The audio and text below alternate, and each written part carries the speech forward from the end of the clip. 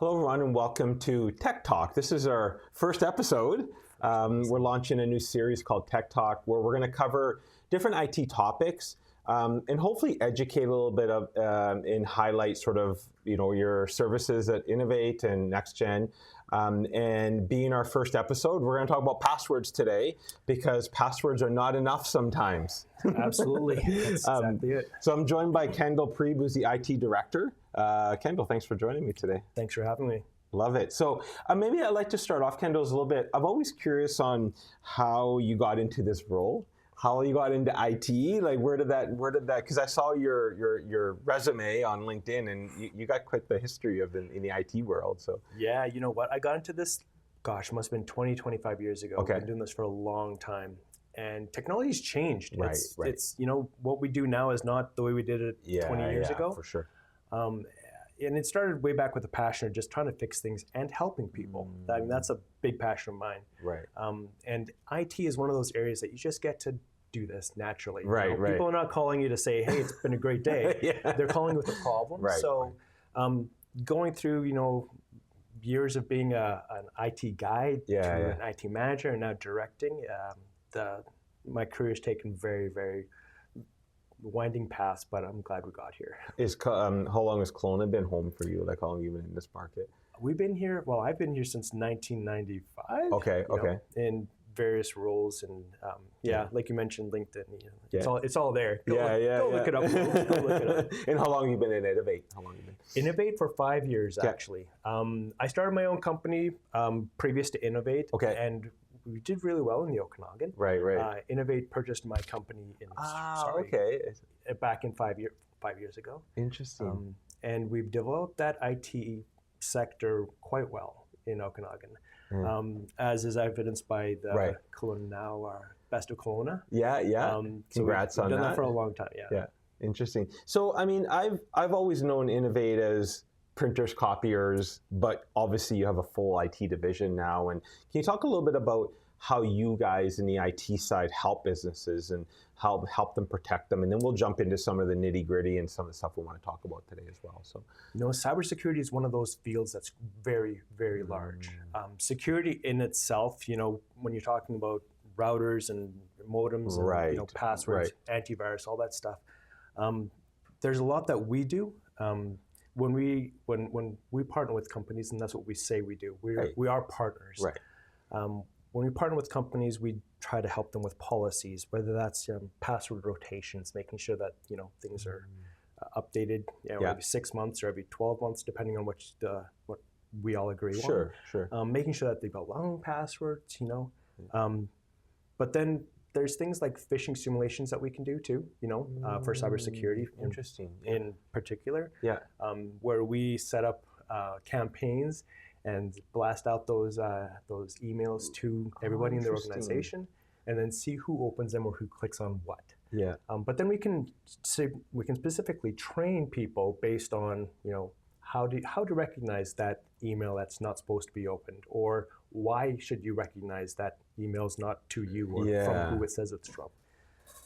And there are lots of other things, spam filtering, putting banners on your emails to say, this email's from a not trusted organization, or it's not from your boss, even if it says it is. Fair enough. Interesting. But so when you guys work with companies because you're doing, I'll call that the setup side to make sure people have the right IT structure in place, but you're also, I like the word because you use the word partner. You're making sure that you're working with them alongside. You become the IT department, the outsourced IT department, for lack of a better word, where you're helping them because it's changing. Like you said, these things are in. There's different types of attacks, and then don't even get into like AI and all that sort of stuff that gets into it. So you're supporting these companies through all of that. That's sort of the advantage. Interesting. Yeah. And like you mentioned, it changes so fast. So we try to stay up on these things. I mean, we do that because a lot of times smaller companies don't have the infrastructure, the bandwidth to do it. Right. So trust us, we're on it. I love it. So today we want to talk about passwords. I'm curious, what do you see as one of the big no-nos that people are doing? Because I assume, I'm guilty of it, you use the same password all the time. So is that one of the bigger no-nos that you see that people are doing a lot of the times? Yeah. You know, a normal password, when you're talking about a dictionary password, like say someone just uses password 123. Right. Nowadays, that password can be cracked within seconds. Interesting. Brute force, someone can get in there. Interesting. And we've all heard the same things, right? You know, use a capital letter. Right. Make sure it's not a dictionary word. Yeah. Put in a number and a symbol in there. But even that's not good enough nowadays. When you add that in, you know, those passwords can be cracked within maybe an hour. And even when you make it a jumble of, say, characters and symbols, you're into maybe a year, right? So make it 8 characters long. Well, now we say make it 9 characters long. Interesting. And there's strategies that we do, and here's just a quick tip. You know, say for example, I'm looking for a good password. Pick a nursery rhyme. Jack and Jill went up a hill to fetch a pail of water. Jack and Jill went up a hill. Jack and Jill went up a hill to fetch a pail of water. Yeah, you know, that's 13. Interesting. Now let's just take the first letters of all those. So J, A, G, J. You know, now you've made it complex. If you do something like that and you add a number and a symbol at the end, you've got a password that's centuries. It'll take centuries to crack. Interesting. And then what we say is don't use the same password for everything, right? You got Facebook, Instagram, you know, your email, your banking, right? So let's take something like that where you've got characters and numbers, and run for Facebook, we'll just add FB at the end. And then for Royal Bank or Scotiabank, whatever you are, you know, RB at the end. Now you've got a different password that's easy to remember because you're Jack and Jill went up a hill. You've got the thing at the end. Interesting. It makes it really complex, and now you're more secure. But there's added things that we can do to help you even be more protected in that, you know, password field. I know a lot now, like if you work within, say, Google, they'll have Google will give you a password, for lack of a better word. Is that a good option for people to go? Or it is. Okay. It is. What we say is, you know, like if you're using those, don't keep your password in the browser. Right. Okay, that makes sense. Use something like LastPass or OnePass or there's a bunch of all those password managers out there. But secure your password someplace else. Don't put it in your browser because if I know your password for your computer, now I have access to all of it. So browser password keepers are not really that great. But you can use that password that they suggest. They suggest, you know, we hear a lot of times in the news, you always hear like when the big hacks come, like I think WestJet was hit by cyber attacks recently. So what's the risk to this, like the local businesses or local people? Like how real is the risk for us? It's quite large. And, you know, we say ransomware does not discriminate. When someone sets up one of those phishing attacks or one of those pieces of software that goes to attack, you know, they'll just blanket spam everybody. So you can be a smaller company or a large company. It doesn't matter. And WestJet in particular, that was breached by a third party. That's what they say. Interesting. So a third party, like a smaller vendor, might get breached. And then they start emailing out all their contacts.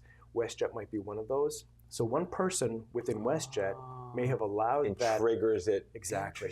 Now WestJet's infected, and they start spamming everybody. Now they have a much broader reach. Sure. So that small company actually creates a chain reaction that then, you know, gets more and more and more people involved in it. Interesting. And that's why we say those phishing simulations, making sure that we understand, don't open that email. You know, I'm not expecting a WestJet, you know, gift card or a Macy's Day Parade. Look at my uncle's leaving me $1 million. Exactly. You should click on it. That Prince of Nigeria does not care about you. No, right. Interesting. So I know one of the ways that you protect yourself is using, and we all hear this multi-factor authentication, and some of us think it's just a pain in the butt because it's like, oh, more work, and I got to put it twice. But can you explain sort of in simple terms what that is and the value of having that, why it matters? Yeah, multi-factor authentication comes down to 3 things. It's something you know, something you have, and then something you are. So something you know is like your password or your PIN. That's kind of that first level. The second level is something you have. So your Google Authenticator that's on your phone, or another email address or your phone number, so that you're getting that text. That's second level. Or something that you are, like my fingerprint, that biometric scan. And that's those are even this, like the something that you have could be a YubiKey. I have this one. Okay. You can buy these online through Amazon or Ubiquity's website. Okay. You can also buy them through Innovate. Yeah. We recommend that. Buy through Innovate. But this is really good because all my multi-factors, so you've probably seen these around with banks where they have these little devices and the numbers that change every second. Yeah. This does it digitally. So on here is about 25 accounts that I have. And the codes change every second. So it makes it really easy. I plug this into my computer and I have those codes readily available to me whenever I need them. This is something that I have. It goes on my keychain. I took it off for this interview. Yeah. But it also has a unique little, that gold symbol there. Right. If I touch this, it spits out onto my computer a 25-digit password that I don't have to remember. I just tap it and it automatically does it. Huh. A long tap does one, a short tap does something else, right? So now I don't have to remember anything. So it makes multi-factor easier to manage. So what happens if you lose that and I find it, then what happens? You can't. It's biometric. So you have to tap this key. Got it. Okay, your fingerprint. Yeah. Okay. Now if I lose this, unfortunately, we're kind of in a go back and reset all my multi-factor. Right. But these are really great for multi-factor authentication. There's other companies like Duo Security, Okta, Google, obviously, Microsoft. They all have their own authenticators, and they work interchangeably for most of the time. But those are multi-factor, again, something you know, your password. Yeah. Something you have, either a key or that phone or whatever it is. Right. Interesting. So is a there's also a security key. Is that something different then? Yeah, those are those ones that you would see at a bank. That's what a security key with is. That number that just keeps on changing. Okay, and it works sort of the same way-ish, I would say? Yeah, similarly. And when you get into multi-factor authentication, there's a bunch of different OAuths and there's a bunch of different I don't know what you call them, protocols within that. Okay. Yeah. Interesting. That is so interesting. So is the security key or a multi-factor authentication, what is typical for like when you're working with, let's say, smaller businesses? Are you setting more, like what's typically the protocol that you work with? The biggest thing that we try to protect is your email. That and Google and Microsoft, they have it available. You just have to turn it on. And Microsoft is actually going to force people into two-factor authentication within the next year here. So you're going to have it. You're going to, interesting, okay. And it's not a bad thing. I mean, your bank will offer it as free. Yeah. You know? Most people just don't use it. And that creates a problem because, we want to make sure that we're secure. Yeah. Yes, it is a little bit cumbersome when you have to put in a second piece of, but the risks are if you don't do it, you're leaving yourself open to a much larger chance of being breached or hacked. And once you get hacked, then you start that chain. You infect everybody. Yeah, you can, right? Interesting. Depending on what they're going after. There's a website. It's called Have I Been Owned? It's spelled PWNED. So Have I Been PWNED.ca or .com. Sorry. If you put your email address in there, it'll tell you if your email has been part of a breach. Oh, interesting. So if your email is out there, it'll tell you if you've been, your password's out there, your name, what information has been leaked in that breach. And if your password is there, chances are you're out there somewhere. So if you're on that website, change your password immediately. So how often do you usually recommend that you change your password? Because I know you said some of them are more secure than others, but should you just get in a rhythm of?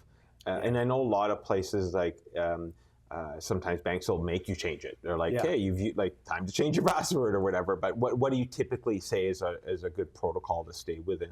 Generally speaking, we say once a year. Oh, it is? Okay. That's kind of like the outside of it. Yeah. And we usually do that kind of during the Christmas or New Year. You're gone on holidays. You come back. You probably already forgot your password. Yeah. So it's a good time to change it. Yeah. But we say at a minimum, just change it once a year. The problem is that most people will have say it's I'm just going to pick something. Say I chose winter 2025. Right. You know, Yeah. because I started winter 2025. I'll just go winter 2026. That's not changing your password well enough. You want to change it to something that is, again, a hash of characters and symbols, make it long. Some people will do stuff like, you know, camel, staple, horse. Right, you know, right. That's even better than just changing the one number at the end. Interesting. You know, so there's lots of different ways that you should do. Yeah, but you should change your password at least once a year. Well, interesting. So if someone that's watching today, maybe listening, that has a password protecting their email or bank, whatever, like, what could really happen? Like, because I think we hear about it, and then I think a lot of humans are like, it won't happen to us, right? Yeah. But it can. It can. Like, realistically, it can. So, like, what are some of the horror stories, like, you know, that you've just in what you've been dealing with, right? Like, let's park what's happening to the WestJets of the world, like, because it's in our backyard. You know what? It happens quite frequently, and we catch it. You know, we see it where people don't have passwords that are strong enough, and they do get in there. The biggest one that's going around right now are interceptions in invoices. So if someone guesses an account password, they can get in there, and now they're reading through your email and they see that I'm expecting a payment from this particular client. They will start acting as that client, saying, "Oh, my bank account changed. Please pay us over here to this other account." And you're like, "Sure, you don't know." Why wouldn't it be, right? And they'll put in sneaky rules. They'll say any email that comes back from this particular client, funnel it into our deleted mailbox or into a different folder. So you don't even know that this person is communicating with them on behalf of you. Crazy. And sure enough, you know, a lot of times without having policies in place and double checks, they might pay that invoice to somebody else, and now that money's gone. So making sure that you have good passwords, two-factor authentication, phishing simulations can help in all of these areas, right? Interesting. And policies as well. If someone emails you to say my banking information has changed, just pick up the phone and call them. Double check. But that's, you know, we take that for granted. But something simple as that is just making sure if it's that important of a change, verify it. That's two-factor authentication in real life. Which is interesting. We had a client, I won't obviously name their name, a few years ago that got held ransom, for lack of a better word, for their information, and literally had to either pay or like, and it was real. Like, and this was a fairly big company that got held ransom, and they had no option. That comes back to another policy, and where Innovator NextGen can help is making sure that you have good backups, making sure that you have offsite backups. Right. So if that does happen, now, you know, we go passwords, two-factor authentication, making sure that your network is secure, putting proper antivirus on, like SentinelOne or, you know, one of the other big players, and then making sure we have good backups. In case all those other gates or blocks don't catch the problem, we have a way of getting your data back without having you to pay that absorbent ransom, right? And then you're going on Trust 2 to making sure, you know, someone will say, hey, you know, pay this ransom, we won't leak your information. You're dealing with a person. Who knows, right? You might pay and you still don't get information. You don't know. Interesting. So what's one thing, if you could leave people that are listening to a business owner or, you know, just regular person, because this affects personal as well, not just businesses, what's one step they could take today to make sure they're more secure? I'd say most places that you have accounts at will have a form of two-factor authentication.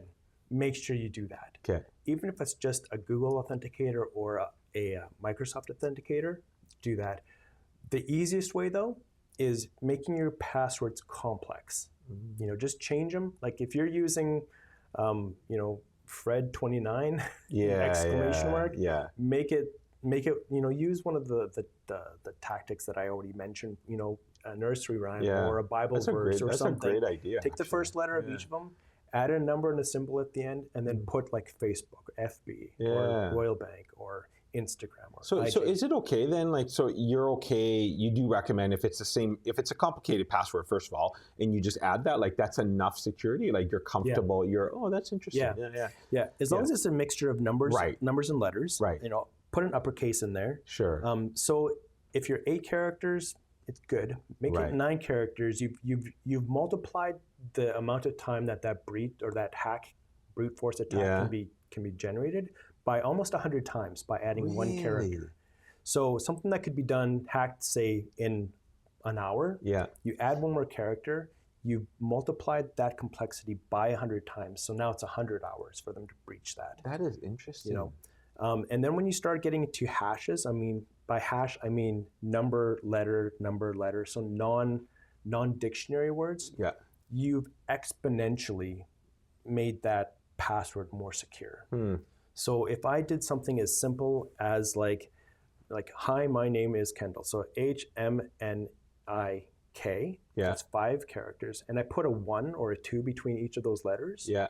I've made that complex enough that it's going to take a century for that password to be brute forced. It's like never, like, talk about a key nugget today to take away, like just that simple thing of just adding that, like, because typically people don't change because A, we're lazy as humans, and B, we're like, oh, I'm never going to remember it, and whatever it is. But that's a great trick to use.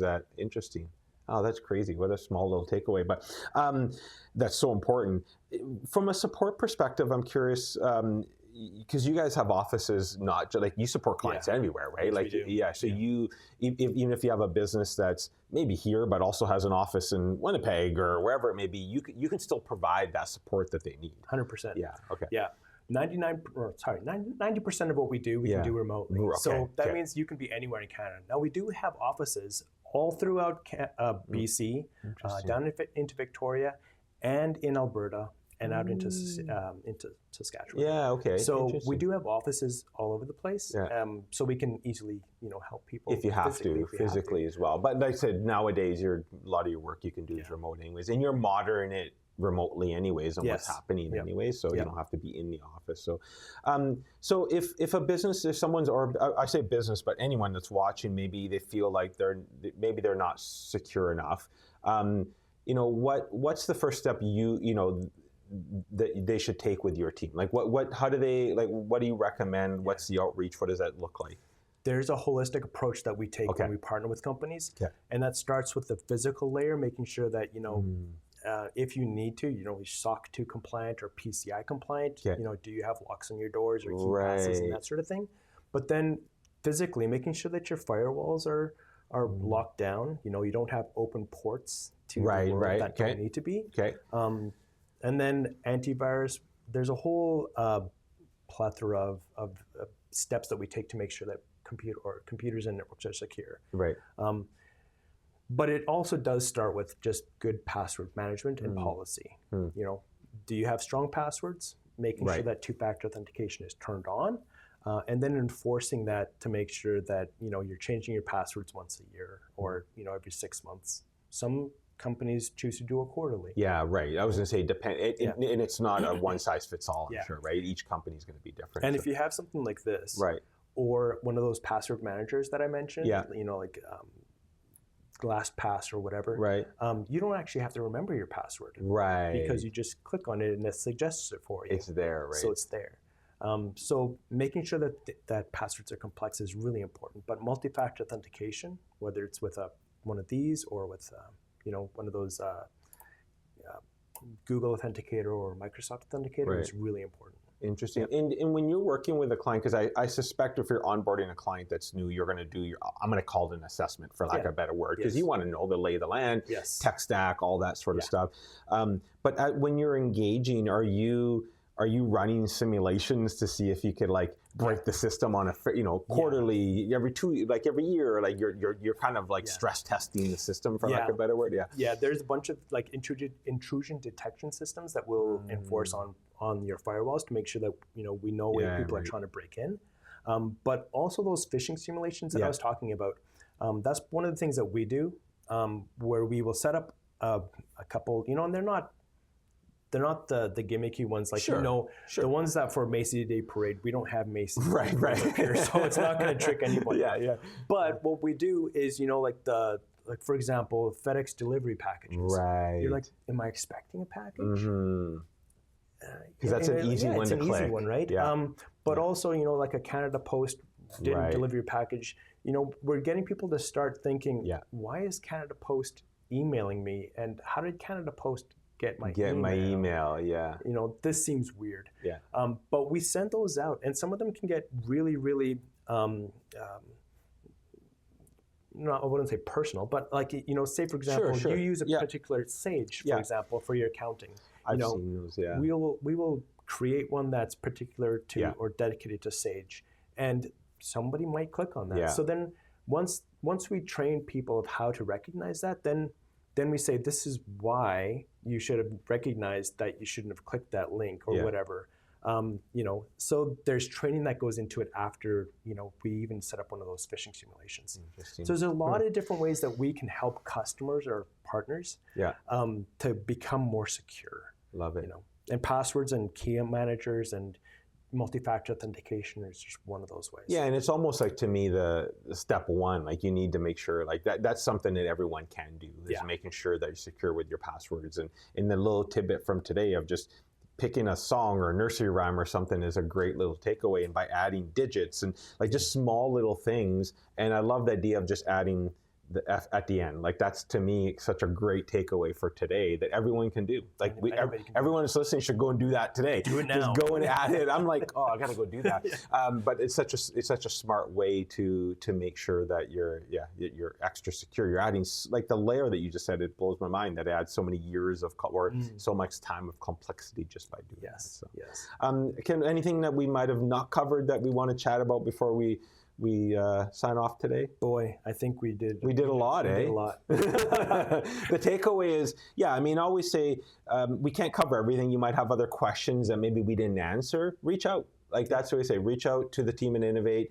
I know you'd be more than happy to talk to them and see how you can help them out. And if they have a question, at the very least, the takeaway is go and make sure your passwords are secure and take away these little tidbits that we talked about today, because I think they'll go a long way. So Kendall, thank you for joining me. I look forward to our next session together and what we're going to keep debunking and talking about security. So I love it. So thanks for joining me today. Thank you. Thanks everyone for joining us, and we'll see you next time on Tech Talk. Thank you. Take care. Bye-bye.